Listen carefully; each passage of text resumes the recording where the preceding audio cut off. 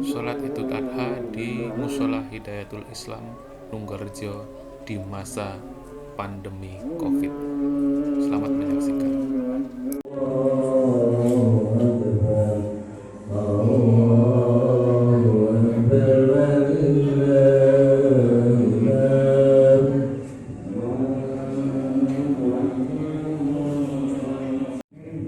Keduanya salawat serta salam marilah kita sanjungkan kejujuran Nabi Agung, Nabi besar, Nabi akhir penutup zaman, Nabi Muhammad Sallallahu Alaihi Wasallam, yang tentunya tiada henti-hentinya syafaatnya kita nantikan di yaumil kiamat kelak. Amin ya rabbal alamin. Bapak Ibu hadirin jamaah yang kami hormati, perkenalkan saya berbicara sejenak untuk menyampaikan segala sesuatu yang berkaitan dengan pelaksanaan Idul Adha yang alhamdulillah syukur pertama kali ini kita kesempatan melaksanakan Idul Adha di Mushola Hidayatul Islam ini. Kita syukuri bahwa dampak corona membawa efek baik terhadap lingkungan, tentunya kita ambil sisi positifnya. Bapak Ibu hadirin yang kami hormati, jamaah yang kami muliakan, pelaksanaan sholat Idul Adha pada pagi hari ini, petugas yang akan Adha, ya, usolli sunatan Idul Adha, Adha ini makmuman lillahi ta'ala. Usolli sunatan Idul Adha, Adha ini 2 rakaat lillahi ta'ala, makmuman lillahi ta'ala. Bahasa Indonesianya saya berniat sholat sunat Idul Adha 2 rakaat makmuman karena Allah Ta'ala. Itu niatnya ya.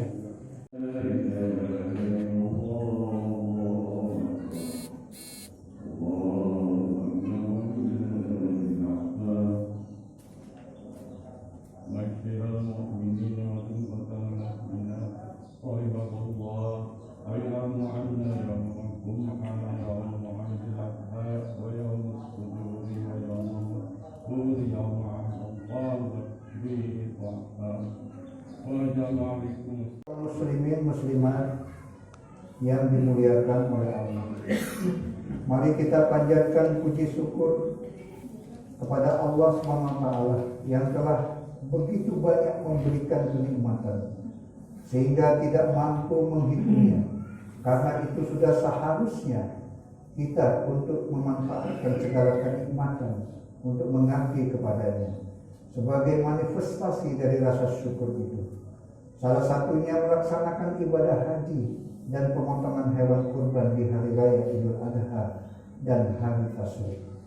Salawat dan salam kita sanjung agungkan kepada Nabi besar Muhammad sallallahu alaihi wasallam, kepada keluarganya, sahabat-sahabatnya dan para penerus risalah yang terus berjuang untuk tegaknya nilai-nilai Islam di muka bumi ini hingga hari kiamat nanti. Allahu Akbar, Allahu Akbar, Allahu Akbar, walillahil hamd. Ma'asyiral muslimin wal muslimat rahimakumullah. Sebagaimana dimaklumi Ibadah haji, salat, idul adha, dan kurban tidak bisa dilepaskan dari sejarah kehidupan Nabi Ibrahim alaihissalam. Karenanya sebagai teladan para nabi termasuk Nabi Muhammad SAW, Nabi Ibrahim alaihissalam harus kita pahami untuk selanjutnya kita teladan di dalam kehidupan sekarang dan masa yang akan datang. Oleh sebab itu, khutbah yang singkat ini berjudul Idul Adha dalam kondisi pandemi COVID-19. Sesungguhnya ada 3 peristiwa penting yang tidak bisa lepas dari prosesi pelaksanaan Hari Raya Idul Adha. Ketiga peristiwa tradisional tersebut adalah ibadah haji, salat Aid, dan penyembelihan hewan kurban yang menjadi sejarah Hari Raya Idul Adha, Hari Raya Kurban itu sendiri. Tahun ini kita menyambut Idul Adha dengan suka dan cita. Banyak sekali peristiwa lalu hadir sebelum datangnya hari besar ini. Bahkan bisa dibilang tragedinya sangat memilukan. Banyak orang merasakan suasana kelam ini, bahkan kita semua yang ada di Indonesia. Kondisi wabah COVID-19 yang sampai hari ini belum juga mereda. Jangan sampai membuat umat Islam kehilangan terjadi akal sehatnya. Semua yang terjadi di dunia tentu atas rencana dan ketentuan Sang Maha Kuasa. Karenanya umat Islam harus bijak dan senantiasa mengedepankan prasangka baik husnul dzan. Tentunya takdir Allah SWT ini tidak boleh serta merta menurunkan semangat spiritual kita sebagai umat Islam. Kita harus meyakini bahwa selalu ada hikmah besar yang terkandung dari setiap ketetapan yang diberikan olehnya. Apa boleh buat, pelaksanaan ibadah haji, salat Idul Adha, dan kurban dilaksanakan di tengah-tengah pandemi COVID-19 yang sampai saat ini belum ada tanda-tanda akan segera mereda dengan melaksanakan protokol kesehatan COVID-19. Ibadah pertama dan utama dalam Idul Adha adalah pelaksanaan ibadah haji. Akibat COVID-19 yang mewabah di berbagai penjuru dunia, calon jamaah haji Indonesia tahun 2020 tidak diberangkatkan ke tanah suci. Hal ini dilakukan pemerintah untuk menjaga keselamatan jiwa jamaah dari tertular dan terpaparnya virus corona. Sehingga wajar kebijakan yang dikeluarkan oleh pemerintah saat ini sejalan dengan fikih Islam. Pertimbangan paling utama adalah menjaga keselamatan jiwa, hifnaz, menjaga keberlangsungan agama melalui Rusia. Demikian juga halnya pemerintah Arab Saudi pun tidak mengizinkan jamaah dari luar negeri untuk menjalankan rukun Islam kelima ini. Hanya warga Arab Saudi dan warga asing yang berada di Arab Saudi saja yang diperkenankan untuk melaksanakan ibadah haji dengan pembatasan jumlah dan peraturan yang sangat ketat. Bagi calon jamaah haji tahun 2020, keputusan ini tentu sangat berat untuk diterima setelah sekian lama menunggu antrian kuota haji dengan berbagai macam usaha untuk melunasi ongkos haji. Namun giliran saatnya berangkat harus mengalami ketundaan.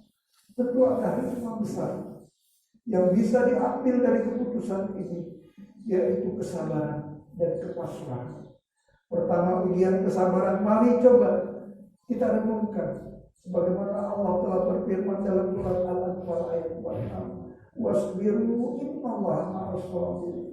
Bersabarlah kalian, sesungguhnya Allah bersama orang-orang yang sabar. Setiap orang yang sabar memiliki keuntungan tersendiri. Keuntungan dari orang yang bersabar adalah memiliki harapan dan tidak putus asa karena gagal dalam urusan.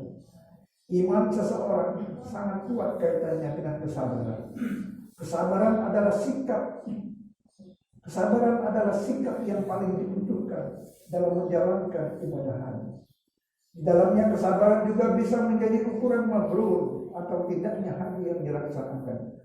Jadi ibadah haji merupakan ukuran ujian sabar atau tidaknya seseorang. Seluruh rangkaian ibadah haji itu membutuhkan kesabaran, mulai dari menabung saat pendaftaran, masa tunggu keberangkatan berpuluh-puluh tahun menunggu, saat berangkat sampai dengan melaksanakan dan kembali ke kampung halaman. Tanpa kesabaran, jamaah haji tidak akan mungkin mampu melewati rangkaian ibadah yang memerlukan kekuatan mental dan fisik seperti tawaf, sa'i, wukuf, dan melempar jumrah. Ini memberikan hikmah kepada semua calon jamaah haji yang ditunda keberangkatannya untuk semakin melatih kesabaran sebelum waktunya berangkat nanti. Kesabaran dalam menerima penundaan ini nantinya akan menjadi wasilah kemakbulan haji kelak. Allahu Akbar, Allahu Akbar, Allahu Akbar, walillahil hamd. Ma'asyiral muslimin wal muslimat rahimakumullah.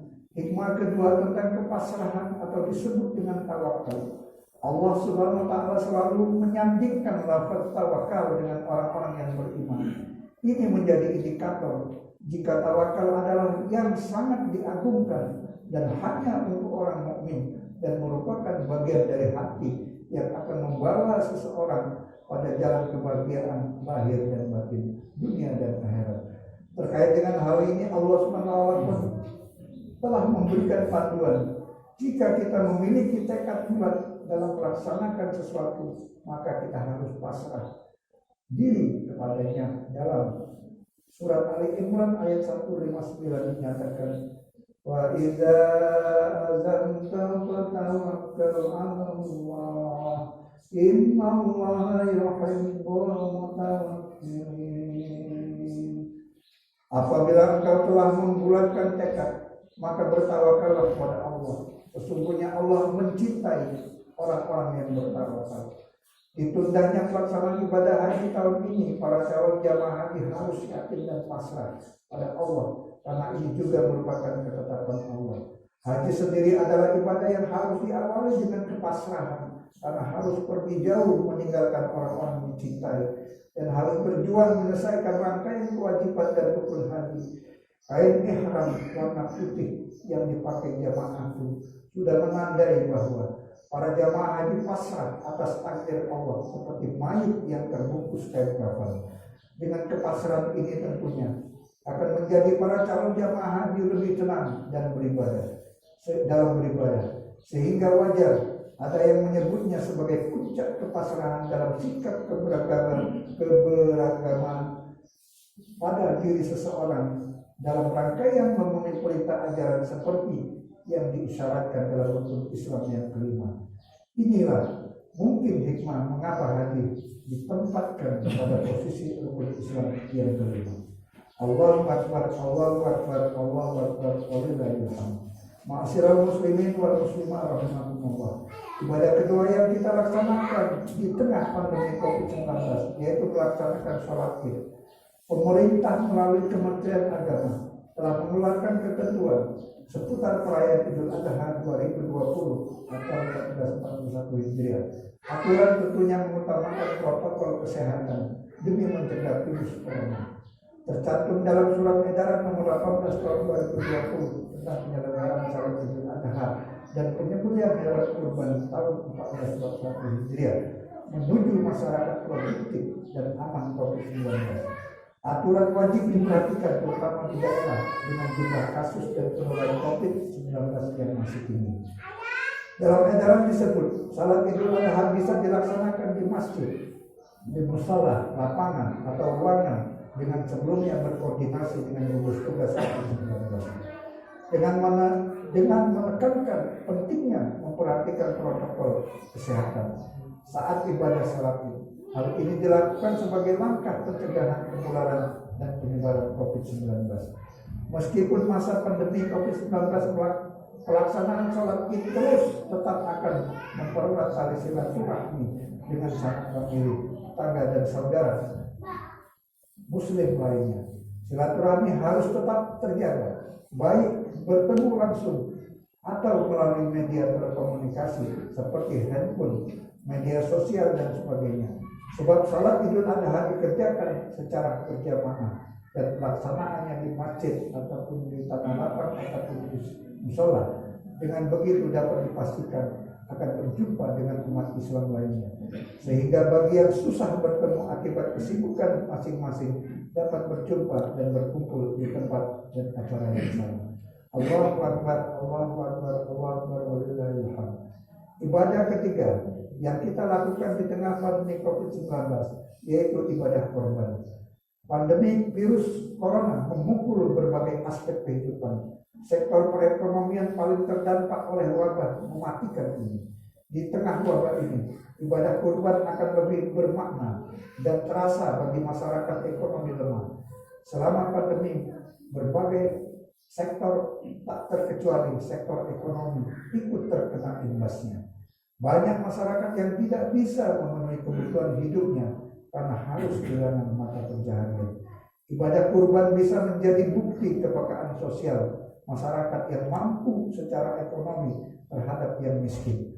Kurban semakin memberikan kesadaran kepada kita bahwa harta yang kita miliki bukanlah mutlak milik kita. Harta dan materi di dunia hanya titipan dari Allah Subhanahu wa taala yang di dalamnya terdapat hak orang lain.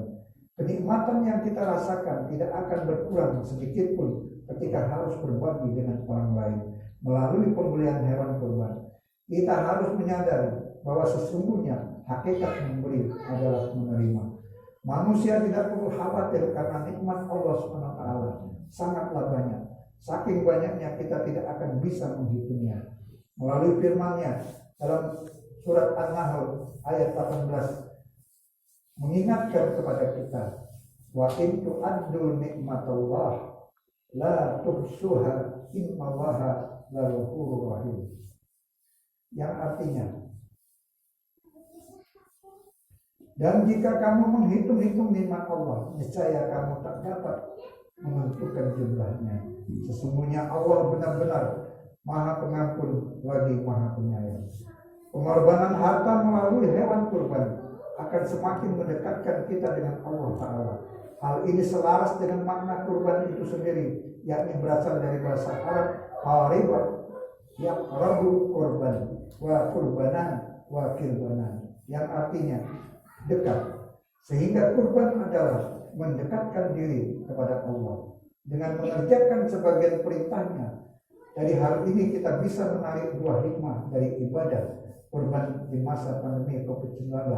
Pertama adalah hikmah vertikal, yakni semakin dekatnya kita kepada Allah SWT, dan hikmah horizontal, yakni kedekatan dengan sesama manusia dengan saling berbagi rezeki di tengah situasi sulit akibat pandemi COVID-19 ini. Kurban tidak hanya soal ibadah, berkurban mengandung manfaat ekonomi yang besar, terutama dalam masa pandemi seperti saat ini. Oleh sebab itu, para dermawan untuk meluaskan pandangan terhadap ibadah kurban. Kurban bukan hanya perihal ritual yang dikerjakan selama 1 hari dalam setahun, tapi kurban memikirkan bagaimana hewan itu dibeli, bagaimana dia dikumpulkan, bagaimana nasib petani-petani dan peternak. Ini akan menarik semuanya. Dari mulai bot-botnya, menyediakan lahannya, kemudian menyewakan. Ini salah satu cara untuk menggerakkan ekonomi umat. Dan ini yang diinginkan oleh agama. Jamaah sekalian rahimakumullah. Sebagaimana Allah juga telah berfirman, inna a'tainakal kautsar fasholli li rabbika wanhar inna shani'aka huwal abtar. Sesungguhnya kami telah memberikan kepadamu nikmat yang banyak, maka dirikanlah salat karena Tuhanmu dan berkorbanlah, sesungguhnya orang-orang yang membenci kamu dialah yang berputus. Ayat dalam surat tersebut menunjukkan agar senantiasa beribadah hanya pada Allah, berkurban sebagai tanda bersyukur atas nikmat yang telah dilimpahkannya. Sementara hadis Nabi Muhammad SAW menjadi dasar hukum kurban diantaranya, ya ayyuhan nas inna ala kulli ahli baitin li kulli amin udhiyah. Hai manusia, sesungguhnya atas tiap ahli rumah pada tiap-tiap tahun disunahkan untuk berkorban. Hadis riwayat Abu Daud. Demikianlah khutbah yang bisa disampaikan pada hari ini. Pada pagi hari ini, mari kita tetap jaga ketahanan diri kita masing-masing agar tidak terkena wabah COVID-19 yang sampai saat ini belum ditemukan obatnya. Mudah-mudahan Allah SWT menghilangkan wabah pandemi COVID-19 ini dengan secepat-cepatnya. Amin amin ya rabbal alamin. A'udzu billahi minasyaitonir rajim. Bismillahirrahmanirrahim. Allahumma sholli ala Muhammadin wa ala ali sayyidina Muhammad sayyidil awwalin wal akhirin wassallim ala sahabati Rasulillah ajmain. Allahumma fir lil mu'minina wal mu'minat wal muslimina wal muslimat al ahya'i minhum wal amwat.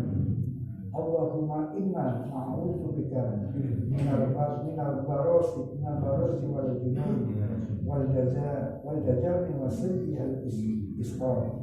Ya Allah, saat-saat yang satu ini kami segenap hamba-Hamba berkumpul bersikup di tempat yang suci yang penuh rahmat ini, menyebut nama-Mu yang agung, berzikir, bermunajat kepadamu dengan takbir, tahmid dan tahmid.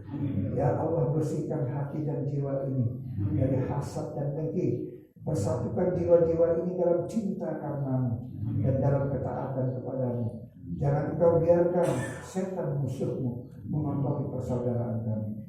Ya Rabbi, ampuni kami atas kehilapan dan dosa-dosa kami kepada anak-anak kami, suami, istri kami, orang tua kami belum mampu. Kami belum mampu mendidik dan membahagiakan mereka. Ya Rabb, karuniakanlah kami jasad yang terpelihara dari maksiat, terpelihara dari harta haram, makanan haram, perbuatan haram. Izinkan jasad ini pulang kelak jasad yang bersih, husnul khatimah. Ya Rabb, bukakan pintu hati kami agar selalu sadar bahwa hidup ini hanya mampir sejenak. Hanya Engkau tahu kapan ajal menjemput kami. Jadikan sisa umur menjadi jalan kebaikan bagi ibu bapak kami. Jadikan kami menjadi anak yang saleh yang dapat memuliakan ibu bapak kami. Rabbana atina fid dunya hasanah wa fil akhirati hasanah wa qina azabannar. Rabbana zalamna anfusana wa illam taghfir lana wa tarhamna lanakunanna minal khasirin. Ibadallah, innallaha